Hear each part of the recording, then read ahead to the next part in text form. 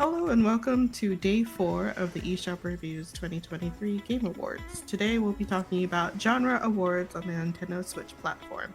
These awards are for games that excel in a particular genre, such as Best Platformer, Best RPG, and so on. Yeah, I think that makes it pretty straightforward. Let's get going to it, shall we? First award is for Best Platformer, which I absolutely suck at, but Jake loves them. Hey, you can't love them all, right? I mean, I try to, but... I try. Hey, I have my own weaknesses too. However, you're right, platformers are not one of them.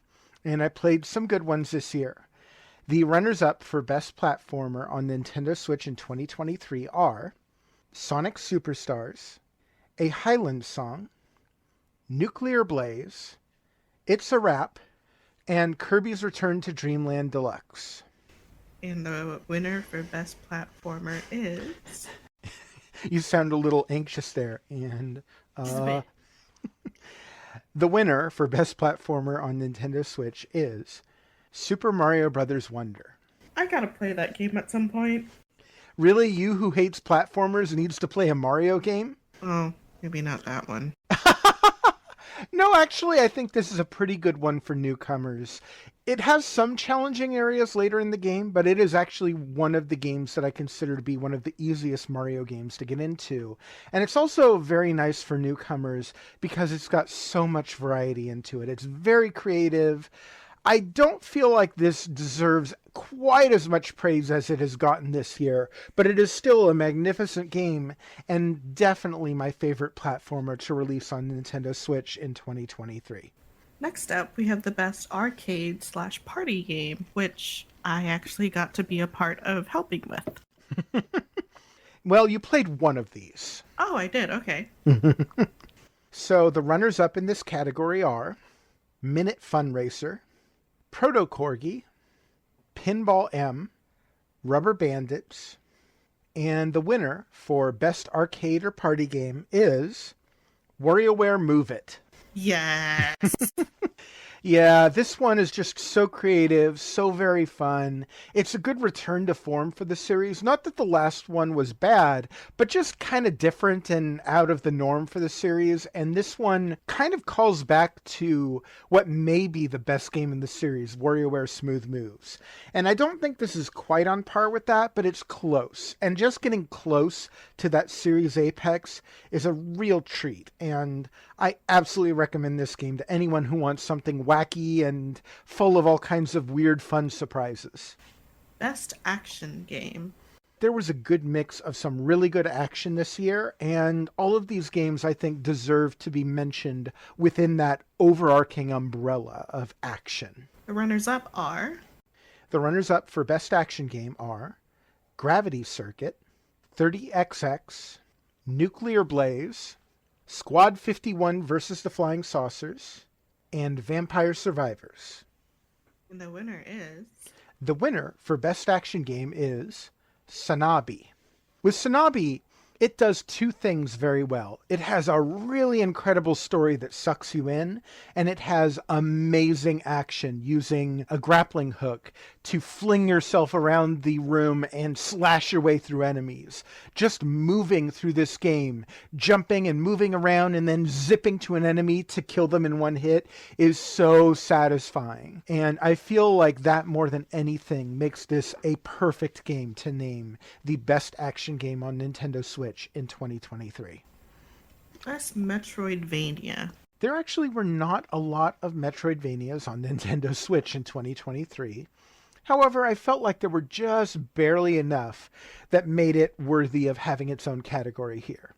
The runners-up for Best Metroidvania are Vernal Edge and 9 Years of Shadows. And the winner? The winner, I think anyone who's paying attention to this genre this year already knows what I'm going to say, is Blasphemous 2. Even I'm not surprised about that. Yeah, Blasphemous 2... So to give you an idea, I did not care for the first one so much. I didn't hate it, but I felt like it just wasn't for me.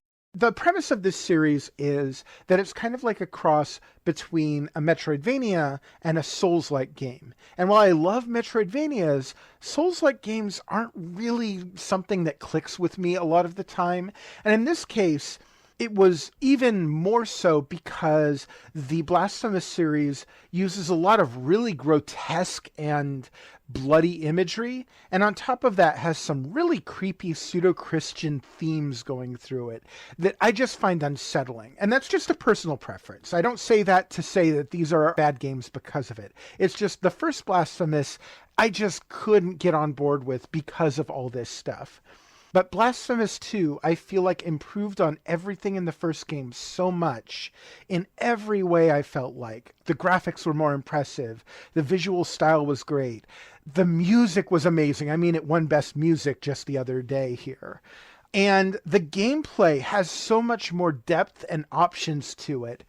And I felt like despite that this isn't a game that necessarily calls to me like a lot of the Metroidvanias do, I just cannot deny that from top to bottom, this is quality all the way through. It is incredibly well made, just pitch perfect in all of the different things it aims to do.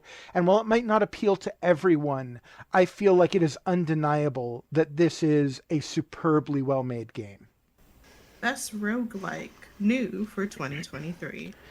In retrospect, maybe it is a long time coming that I finally have a roguelike category here. I believe you haven't had one. You know, it's not something I considered for the longest time because for a while I didn't even see it as a genre. I just saw it as like a style of making a game. But I feel like that style has become so pronounced over the years and so recognizable in the games that use it that it only makes sense to point to it and go, these are the games that used it, and these are the games that used it so well. So here we have 4 runners-up and a winner for games that use that roguelike formula in a way that is absolutely fantastic. The runners-up are Fights in Tight Spaces, 30XX, Wild Frost, and Vampire Survivors. And the winner?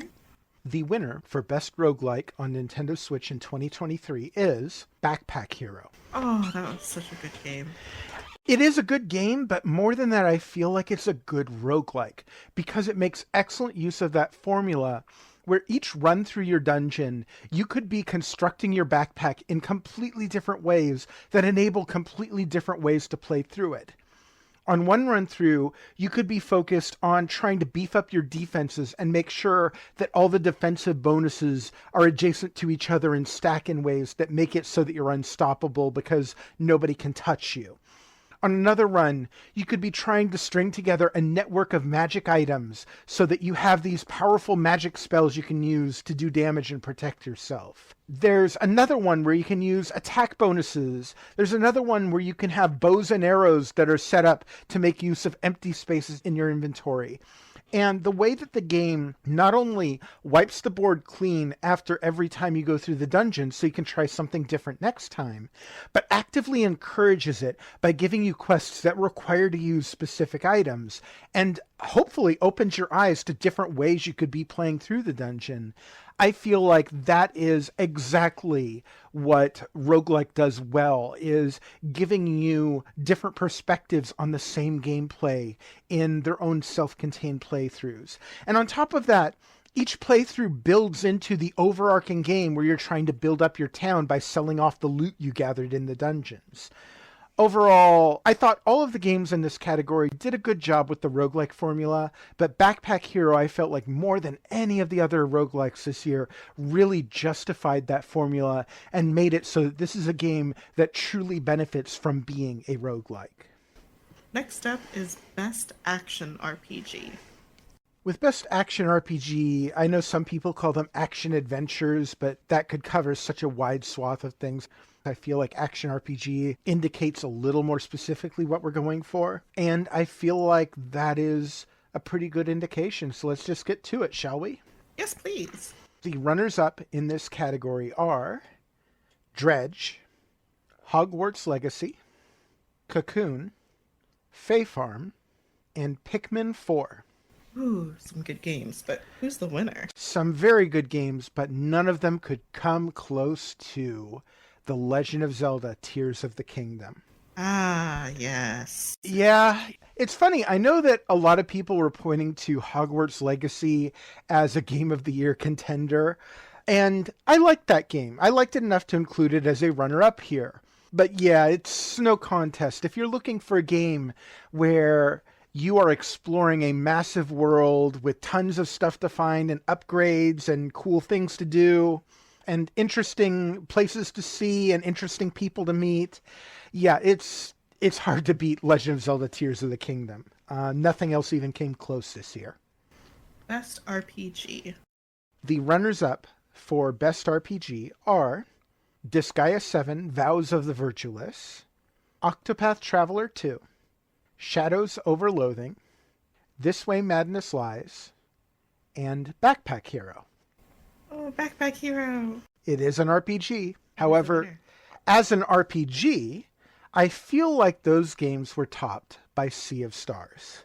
This love letter to classic JRPGs of the 16-bit and 32-bit era of video games is just a wonderful nostalgia trip. It is a beautiful game. It has some clever combat systems, and it's pretty original despite the fact that it clearly shows its inspirations. Overall, I feel like Sea of Stars is a game that a lot of people were talking about this year, and for good reason. It is amazing. Best strategy game. People tend to look at consoles and specifically at the Nintendo Switch, and strategy is not something they tend to think of because you don't see a lot of games like StarCraft or Age of Empires on the Nintendo Switch. However, there are actually a lot of good strategy games here, especially if we include strategy RPG games, which I do have a few of those here. And I thought this year was a pretty strong year for that genre on Nintendo Switch. So, who are the runners up then? The runners-up for Best Strategy Game are Disgaea 7 Vows of the Virtueless, Howl, Fire Emblem Engage, Advance Wars 1+2 Reboot Camp, and Wargroove 2. Not bad, not bad. Who's the winner? The winner for Best Strategy Game on Nintendo Switch in 2023 is Pikmin 4. Oh, yeah, it does make sense. Okay. Yeah, I know no, a lot of agree. people look at Pikmin and they might not instantly think of it as a strategy game, but you are gathering resources, you are mustering up your troops, you're sending them off into battle, or in some case to gather more resources. You are exploring enemy territory. It's doing all of that within a very different context where you are down on the ground with your troops. And in that respect, it has actually taken on a new dimension for the series in this game because you can actually lower the camera down and see it from your character's perspective this time. And it really makes this exploration of this massive world even more interesting and even more immersive. Overall, I was super impressed with Pikmin 4 this year. Like I said in one of the earlier days, I have some small complaints about the multiplayer, but aside from that, I feel like this is as great a game that Pikmin fans could hope for. And for anyone who has never played Pikmin before, this is a great game to start with. It is adorable. It Highly recommend. is. Best simulation. I feel like there are different kinds of simulation games. I feel like generally you can kind of split them into a couple of categories. You have your god simulators where you're up above everything looking down on the land below and making choices on where to build things or what to interact with. There are your farming RPGs, stuff like Stardew Valley, that kind of thing. And then you have your experience simulators where it's like you are a person within this world or you are controlling this real life machine or something like that. And I feel like this covers a wide range, but I feel like all of these different styles still build off of the same central idea, which is trying to make something work in a way that's somewhat realistic or reflects real life logistics. You're basically managing the logistics of each of these situations. So the following, I feel like, are the best games from 2023 that all dealt with that kind of theme. The runners-up are... The runners-up for best simulation are Palia, Dredge, Nova Lands, and Power Wash Simulator. Why am I not surprised with Power Wash Simulator? I know, you didn't like Power Wash Simulator. Get over it. It's not for everyone, but for those who will enjoy it, I feel like it's great. However, that is not the game that won the award for Best Simulation this year. That award goes to Fae Farm. Oh. I'm going to tell a little secret here for anyone who might be listening. I am not the world's biggest fan of Stardew Valley. I recognize why it's so great. I recognize why people love it. But for some reason, it just didn't click with me. Something about it, I don't know what. It just didn't capture my attention the way that I really wanted it to. But Fae Farm absolutely did. And I feel like a part of that is, in so many ways, Fae Farm builds on what Stardew Valley does. And I feel like it does so much of that better. It gives you a lot of different things to do. It's visually very nice. It has a good soundtrack. It has tons of different things you can build. Out of all of the farming simulation or farming RPG style games that I've played, Fae Farm may well be my absolute favorite of all time. So that's pretty high praise, but I really enjoyed this game. I thought it was very underrated, and I feel like any fan of this genre would absolutely be doing themselves a disservice if they did not try this game out. It is wonderful. Best graphic adventure / visual novel. The runners-up are... Getting right to it then. Okay. The runners-up for best graphic adventure or visual novel are Jack Jean, Homebody, Oxenfree 2, Lost Signals, Coffee Talk Episode 2, Hibiscus and Butterfly, and A Space for the Unbound. The winner... The winner, I'm sure you won't be surprised to hear me say, is The Cosmic Wheel Sisterhood.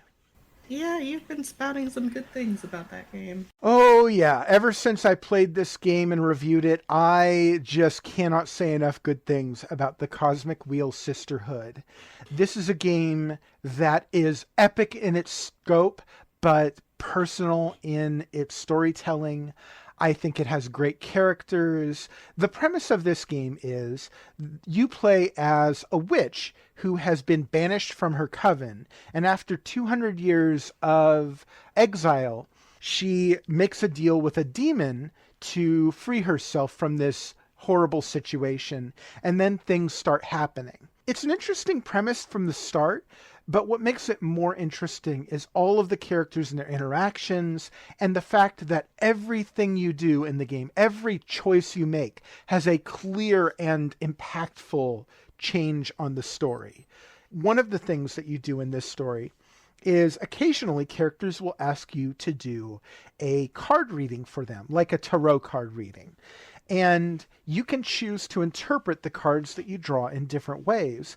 And based on how you choose to interpret the cards, the story will go off in different directions. And I can't say too much more about that because it's spoilers, but suffice it to say, the way that they have worked this mechanic into the story was one of the most impressive story elements that I've seen in a game this year. In fact, I named this the best story in a game this year for good reason. It's both because the story itself is amazing and also because you have so much of an impact on it through your choices. And I feel like that is exactly what I want when I look for a graphic adventure or visual novel. So this was an easy choice for me to make for best graphic adventure or visual novel this year on Nintendo Switch. Next is best puzzle game. I don't know that there's too much to say about this. I feel like most people know what a puzzle game is. So let's get to it, shall we? Yes. The runners-up for best puzzle game are It's a Wrap, Ritmos, Scroma, Howl, and Patrick's Parabox. And the winner for Best Puzzle Game is... The winner for Best Puzzle Game on Nintendo Switch in 2023 is Cocoon. Ooh, why's that? Cocoon is really interesting in that its presentation is minimalist. You are thrust into this bizarre alien insectoid world, and you're not told what to do. You're only given a few very basic commands and then let loose, and you just kind of have to figure out everything based on the context. And given how interesting and alien this world looks, that in and of itself is great. But what really sets this apart and makes this something else is when you start to discover some of the mechanics in this world are reality warping in these really impressive ways, involving these spheres that you can carry, but you can also go into them, and each one contains its own world. And within those worlds, there can be other spheres that contain their own worlds as well. And you can bring one sphere out of the other and then take the other sphere and hop into the world with it. And each sphere that you carry comes with its own special abilities. It's really clever, but what's really amazing about it is just the mind-warping way that it all works out, and it really makes you think differently about the mechanics for the puzzles in this game. So, yeah, definitely my choice for Best Puzzle Game this year. Best Card Game Award.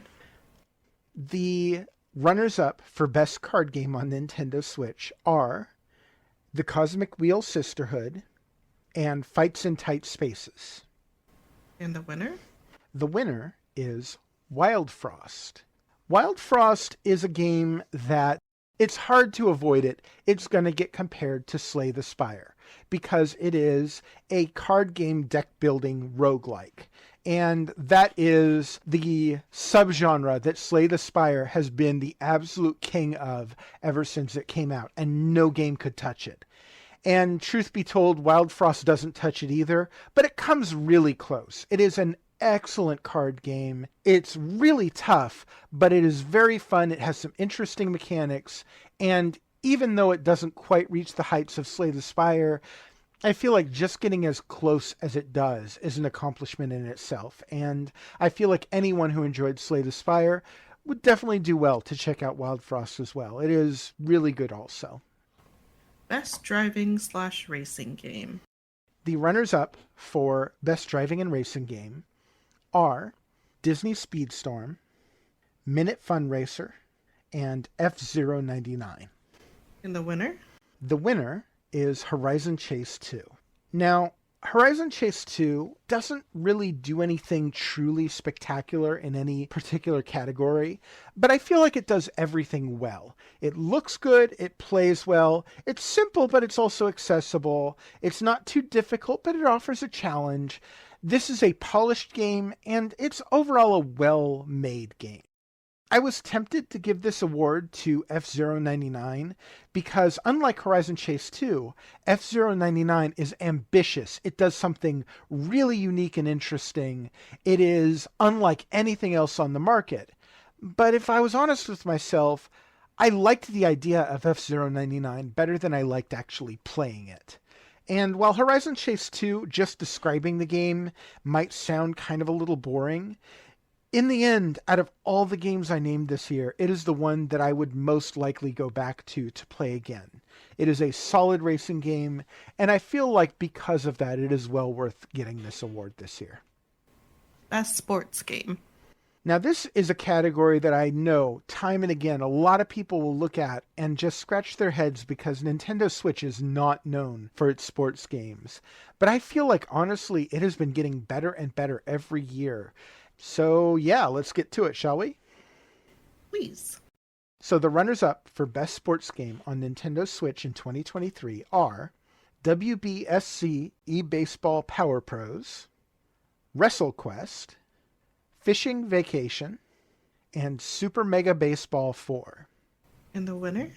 The winner for Best Sports Game on Nintendo Switch in 2023 is MLB The Show 23. This is the second year in a row that I've given this award to the MLB The Show franchise. And I know I say that I'm not really big on yearly franchise sports games, but this time I feel like this is a game that actually earned it and did something different than last year's MLB The Show did. And what really set this apart, and I felt like it showed some great ambition to not just rest on its laurels with the fact that it's just a really well-made baseball game. What it did was it swung for the fences with a new game mode called the Negro League, based on the historic Negro Leagues that were kind of one of the foundational parts of baseball's history. And also kind of, as you can tell by the name, kind of controversial because it speaks to an era in American history where there was, racism and segregation going on. But this game uses it as a way to highlight that history and explore how that affected baseball's history and America's history as well. It actually did a great job in exploring this as kind of a tour through part of baseball's history. I feel like it could have done a better job in making an element that you could really explore through the gameplay. But just the fact that they were so thorough about exploring history figures and the impact on the sport really sets this apart and makes it something different than just another yearly installment. This was an ambitious direction that I felt like deserved recognition. Next up is Best Music Rhythm Game.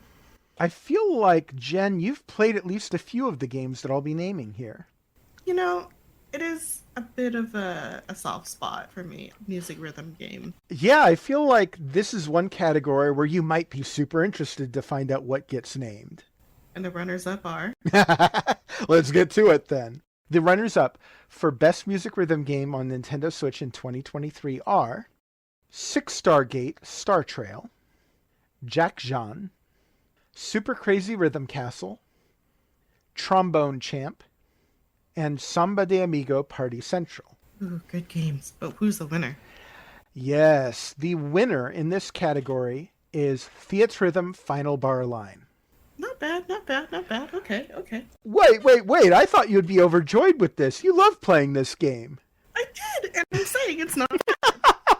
So, the Theatrhythm series has been on mostly handheld platforms, and specifically the Nintendo 3DS, and it has made heavy use of the touchscreen. There was also an arcade game, I think, but I haven't played it, and it uses wonky, unique controls. This is, I believe, the first time that the Theatrhythm series has come to a console using just standard gamepad controls. And that might have been a bit worrisome for some people because they're going to a completely different control scheme. But I feel like the folks at Square Enix who worked on this game looked at this as an opportunity, and they made full use of those controls by having you use both sides of the gamepad to do multiple things at the same time. And it did that very well. Jen and I have played it in multiplayer quite a bit. It's very enjoyable.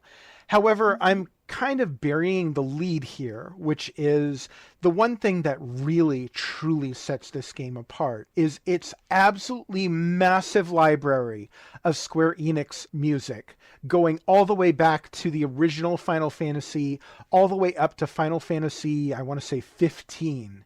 And all the amazing music. There are over 100 songs. I want to say there's maybe a few hundred songs. There's a lot of DLC too, so I don't have an exact count on me at the moment, but it is massive. And this is some of the best music in video game history, all in one game for you to play through in a music rhythm game. And it is just sublime. Best miscellaneous game. Some of these games I have slotted elsewhere into these lists because they kind of fit into one category or another, but I feel like each of these is kind of weird and unique enough that it deserves to be recognized as a miscellaneous game just because it's kind of doing its own thing. Okay. Runners-up are? The runners-up are Fishing Vacation and Power Wash Simulator. So who won then? The winner for Best Miscellaneous Game is Alicon. Oh, okay. I can agree with that. As we've discussed earlier, Alicon is, I guess a dirty way of saying it would be, it's an off-brand Pokemon Snap. However, I feel like that's not doing the game justice because this takes the ideas presented in Pokemon Snap and it expands on them. It does new and interesting things with them. It makes each and every one of the creatures that you take pictures of into its own character with its own quests that he gives you.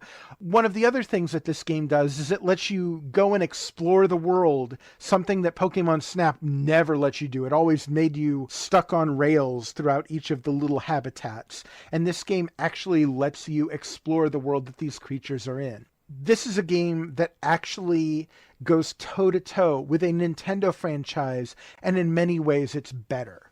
And just the fact that I could say that about a non-Nintendo game, and it's not even a game by a major third party. This is, I think it's fair to say, an indie game, and that it can do that well is super impressive. All right, that does it for this day of the 2023 eShopperReviews Game Awards. Thank you again for joining us, and please check back for the last and final Game Awards. See you all next time. Well, the last one this year. See you guys all tomorrow for the last podcast we're releasing this week.